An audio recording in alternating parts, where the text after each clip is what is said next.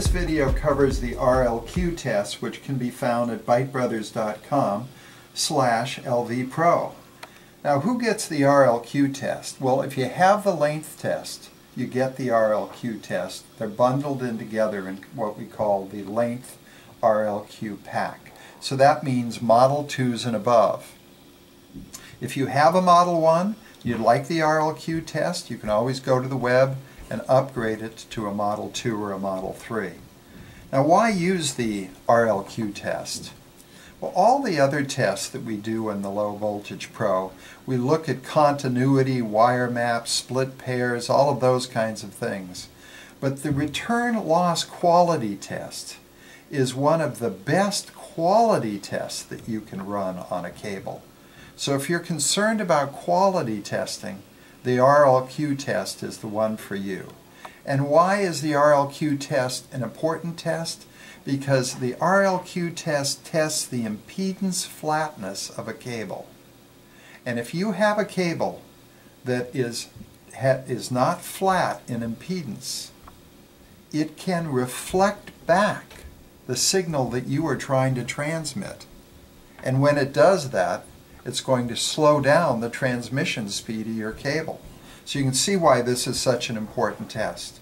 Now, with the length RLQ, you get these what we call green adapter parts. So everything associated with RLQ is covered green. Let's go ahead and run an RLQ test. We'll turn on the Low Voltage Pro, and this happens to be a Model 3, so it has all of the apps on it, including length. Right now we come up under the data column and you can see we have the ruler for length, the cable for the wire map, etc., etc. So we know what's on there. Let's go ahead and test the RLQ of this coax cable. To do that, I'm going to use our RLQ adapter, and I already have an adapter screwed on to the end there to make it easy for me. And let's cursor over to video cable, cursor down, cursor over to RLQ. Let's go ahead and start it up. It says that it has an RLQ of 2. RLQ of 2 means that this is a very good cable. That's the highest rating we can give. RLQ 0 is unacceptable, RLQ 1 is acceptable, and RLQ is the best you can get. And that's what we like to see in a cable. So the coax cable passes with flying colors. Let's take a look at this patch cable here. We'll go ahead and plug it into the RJ45. We'll stop by hitting the exit button. We'll stop the coax RLQ test. And let's go ahead and go over to the data column. Go over to the RLQ. Hit that.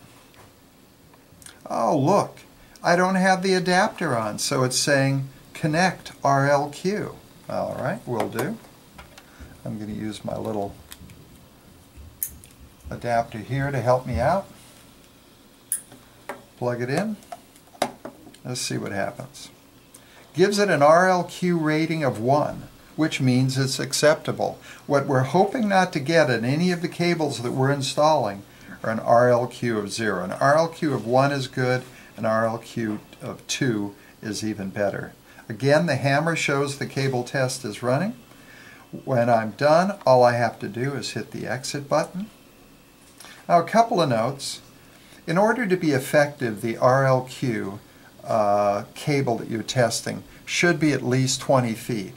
And also, if you have a Model 3 and you're saving your cable test data, the RLQ test information does not get saved. Well, that's it. Thank you.